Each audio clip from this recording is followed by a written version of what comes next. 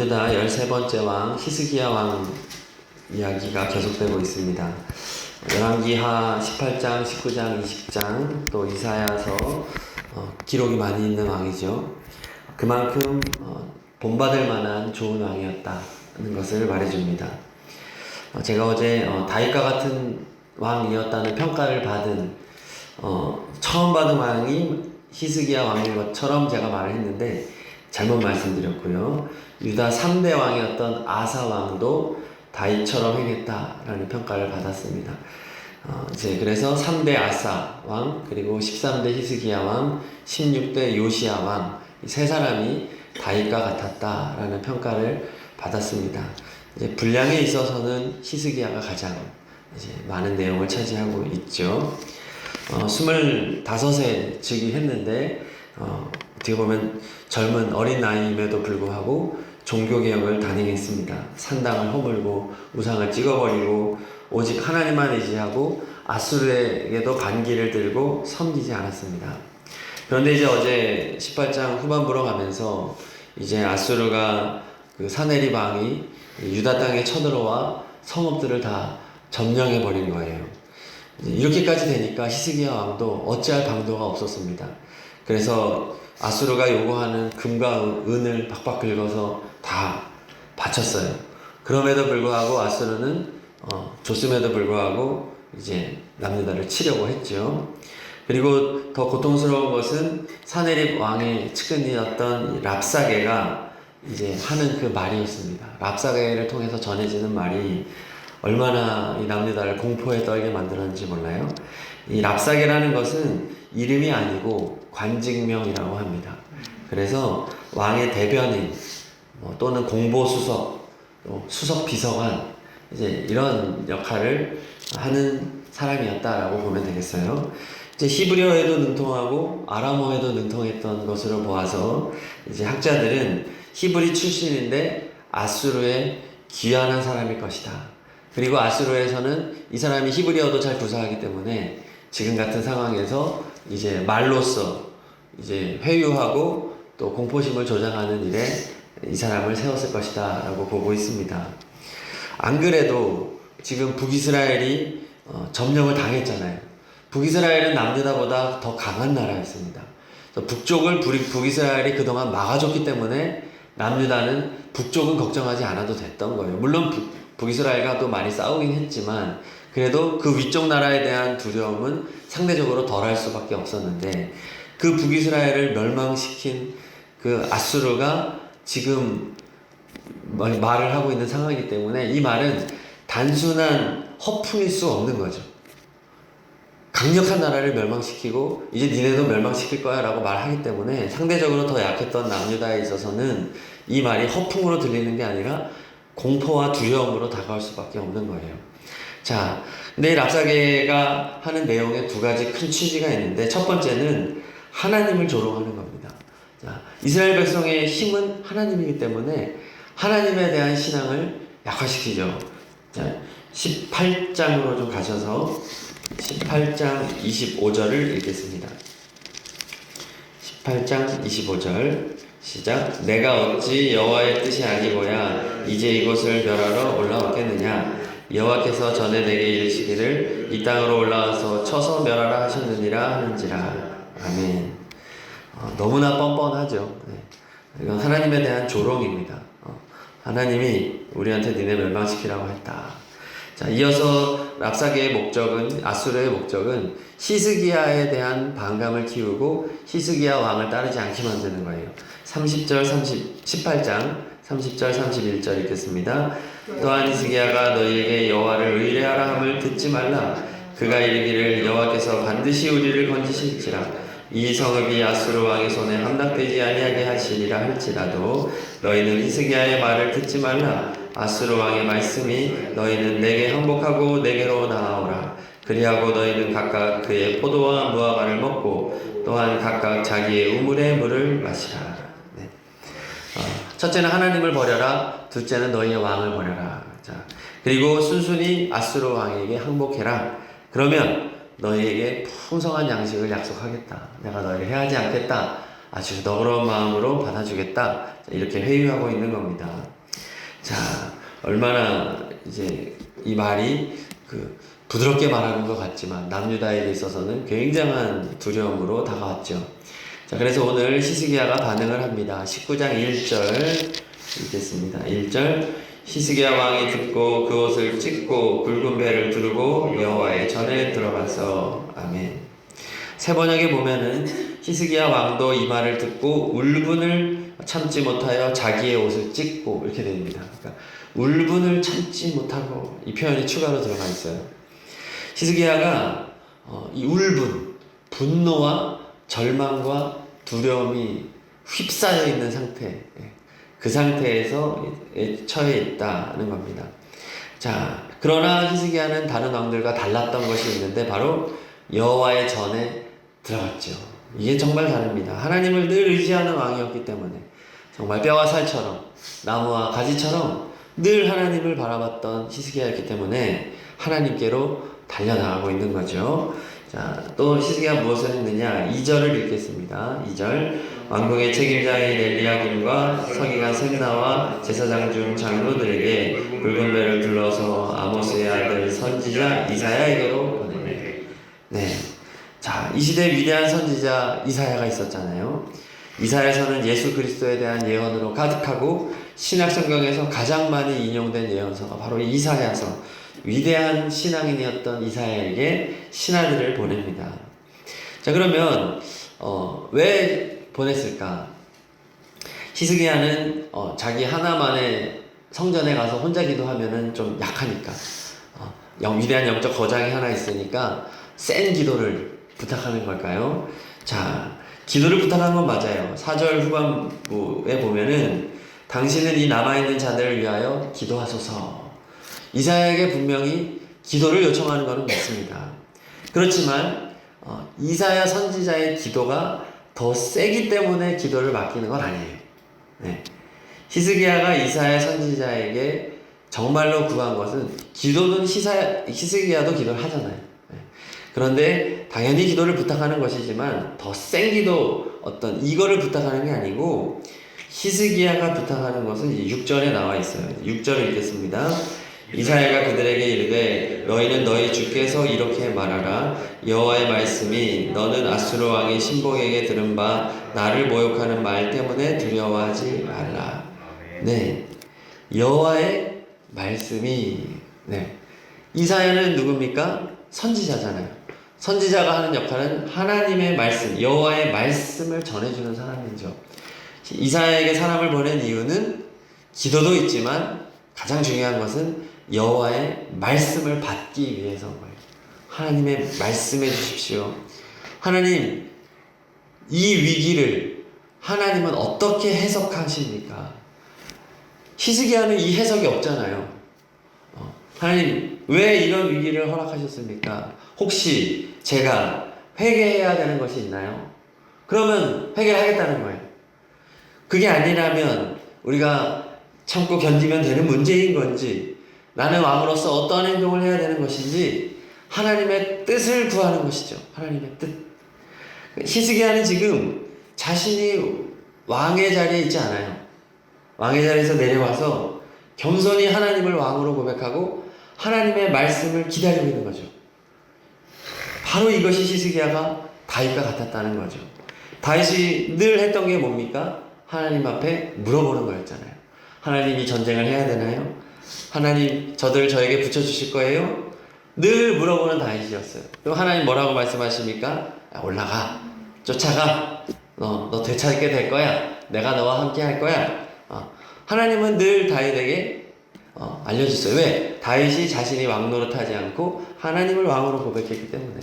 지금도 히스기야는 자기가 왕 노릇하려고 하지 않고 이 위기 가운데 하나님의 말씀을 듣고 싶어서, 하나님의 뜻을 알고 싶어서 하나님의 이사야 선지자에게 신하들을 보낸 거죠. 자, 그런데 하나님께서 이제 이사야에게 말씀을 주시잖아요. 이 말씀의 핵심이 뭡니까? 6절 마지막, 방금 읽었던 6절 마지막에 뭐 하지 마라? 두려워하지 마라. 좀 더 앞에부터 보면 아수르 왕의 신복 랍사게죠. 랍사에게 들은 바 나를 모욕하는 말 때문에 두려워하지 마라. 네. 지금 히스기야와 남유다 사람들이 왜 두려움에 빠져 있습니까? 랍사게의 말 때문이라는 거예요. 근데 이 랍사게의 말은 누구의 말이에요? 인간의 말이에요. 세상의 말이고 사탄의 말이라는 거예요. 야, 너 왜 세상의 말 듣고 두려워하고 있니? 그럼 지금 하나님은 어느 말에 귀를 기울이게 하는 거죠? 하나님의 말씀이에요. 하나님의 말씀. 왜 세상 말 때문에 네 마음을 그렇게 뺏기고 있어? 내 말을 들어. 근데 하나님의 말의 핵심은 뭐냐면 두려워하지 말라는 거예요. 두려워하지 말라. 지금 명령하고 있어요. 히스기야가 너무 두려워하고 있잖아요. 울분을 터뜨리면서 막 옷을 찢고 막 배를 뒤집어 쓰고. 근데 하나님이 그게 싫다는 거예요. 너 두려워하는 거 나 보기 싫어 이거예요. 우리 자녀들이 부모가 자녀들에게 원하는 모습은 뭐예요? 당당한 거 아니겠습니까? 이 거친 세상에 살아갈 때 자녀가 와가지고 엄마 아빠 다 끝났어. 난 소망이 없나 봐. 막 이러고 나는 뭐 우리 애들은 전혀 어리니까 우리 아이들 입장에서 보면 나는 못생겼어. 남자들이 나를 안 좋아하는 것 같아요. 이제 우리 아이들의 관심은 그거니까 얘 입장에서는 이게 너무 무너지는 거예요. 그러면은 저희가 하는 부모가 하는 게 뭐예요? 그게 싫은 거예요. 야 무슨 소리야? 네가 니네 학교에서 제일 이뻐. 야 지금 남자들이 너 줄을 서고 설 거야. 걱정하지 마. 뭘 그런 걸 가지고 생각하냐고. 부모가 원하는 건 뭐냐면 어깨피라는 거예요. 네. 그쵸? 부모가 정말 자식에게 꼴도 보기 싫은 거는 방에 틀어박혀가지고 막 크크크 하고 막 이게 제일 보기 싫은 거야. 그러면 저희 아내도 막 가서 막 소리치죠. 나와. 그 싫은 거예요. 하나님 지금 똑같은 거예요. 두려운 거 내 싫다는 거죠. 네. 하나님은 자신의 백성이 두려워하는 것을 싫어하세요. 그거는 불신앙이라는 거예요. 성경을 관통하는 명령, 대표적인 명령이 바로 두려워하지 말아라입니다. 왜요? 하나님은 세상보다 크기 때문에. 하나님은 문제보다 크기 때문이에요. 하나님은 전능하잖아요. 만군의 주, 모든 군대 위에 계신 하나님 아니겠습니까? 그 하나님에게 어찌 패배가 있을 수 있어요? 그런데 지금 다 끝난 것처럼 낙심하고 절망하고 하나님 그거 아니라는 거죠. 하나님의 승리의 증거가 무엇입니까? 십자가죠, 십자가. 예수님은 십자가에서 죄와 사망과 사탄과 세상을 이기셨습니다. 예수님에게는 패배가 없어요. 그러므로 하나님의 백성은 어떠한 상황에도 두려워할 수가 없다는 것입니다. 심지어 우리들은 죽음도 두렵지 않습니다. 그래서 순교하는 거예요. 죽음이 두렵지 않으니까 순교하는 거 아니겠습니까? 그런데 예수님은 무기력하게 죽지 않았어요. 예수님은 담대하고 적극적으로 죽음을 향하여 나아가셨어요. 자기의 생명을 기꺼이 내어놓으셨어요. 스데반 집사님도 죽을 때 두려움이 없었습니다. 천사의 얼굴을 하고 하늘을 바라보면서 담대하게 기꺼이 그리고 그 자리에 있는 사람들을 용서해달라고 예수님처럼 고백하면서 기꺼이 순교했어요. 두려움이 없는 거예요. 죽음도 두려움 없는 사람, 그게 우리라는 겁니다. 성도님들, 어떠한 상황이라도 절대로 두려워하지 마시기를 축복합니다. 두려움 불신앙이에요. 그리고 우리는 두려워했던 것을 회개해야 되는 거예요. 우리가 회개해야 되는 많은 것들 중에 가장 대표적인 것이 두려워했던 것을 회개해야 돼요. 그건 너무 당연한 거 아닙니까? 두려워하는 게. 당연한 게 아니라는 거예요, 하나님은. 두려워하지 않는 게 당연하다. 두려워하는 건 회개해라. 자, 그래서요, 이제 또 8절 이하에 보면은, 이제 랍사게를 통해서 또 협박을 해요. 그리고 히스기야가 또 반응하는데요, 달라요. 14절을 읽겠습니다. 14절. 히스기야가 사자의 손에서 편지를 받아보고, 히스기야가 그 편지를 여호와 앞에 펴놓고, 자, 1절과 다릅니다. 뭐가 달라요? 옷을 찢고 분노하고 절망하는 게 빠졌어요. 왜? 하나님 뭐라고 말씀하셨으니까? 두려워하려고 했으니까. 달라진 거예요. 하나님의 말씀만 믿고 이제 그는 두려워하지 않고 담대하게 하나님의 성전에 올라가 아수르의 편지를 펴놓고 하나님한테 막 고자질하는 거예요. 왜? 하나님 두려워하지 말라고 했으니까 시킨 대로 하는 거예요. 당당하게. 그냥 엄마 아빠한테 그냥 이르는 거예요, 그냥. 그쵸? 친구가 괴롭히며 혼자서 막 울고 했던 애가 이제는 선생님한테 가가지고 선생님 제가 이렇게 얘기했어요. 선생님 막 혼내겠죠. 그렇죠? 네, 엄마 아빠 뭐 제가 저거 괴롭혔어요. 그랬어. 내가 그쪽 엄마하고 내가 통화할게. 이렇게 해주는 거예요. 그럼 이 아이는 두려움이 없는 거죠. 아, 엄마 아빠가 늘 나를 보호해주는구나. 선생님이 늘 내 편이구나. 그럼 얘는 당당한 거예요. 하나님 우리 그렇게 살라는 거죠. 자, 히스기야의 기도를 보겠습니다. 15절 16절 읽겠습니다. 그 앞에서 히스기야가 기도하여 이르되 그룹들 위에 계신 이스라엘의 하나님 여호와여, 주는 천하 만국의 홀로 하나님이시라. 주께서 천지를 만드셨나이다. 여호와여, 귀를 기울여 들으소서. 여호와여, 눈을 떠서 보시옵소서. 사내립이 살아계신 하나님을 비방하러 보낸 말을 들으시옵소서. 아멘. 이 내용을 보시면 자기에 대한 게 없어요. 그쵸? 하나님 나 너무 힘들어요. 나 너무 괴로워요. 이게 아니고 하나님에 대한 기도죠. 저가 하나님을 비방하고 있습니다. 천하만국에 홀로 계신 하나님을 비방하고 있어요. 라고 하나님에 대한 기도를 드립니다. 19절도 읽겠습니다. 19절 우리 하나님 여호와여, 원하건대 이제 우리를 그의 손에서 구원하옵소서. 그리하시면 천하 만국이 주 여호와가 홀로 하나님이신 줄 알리이다 하니라.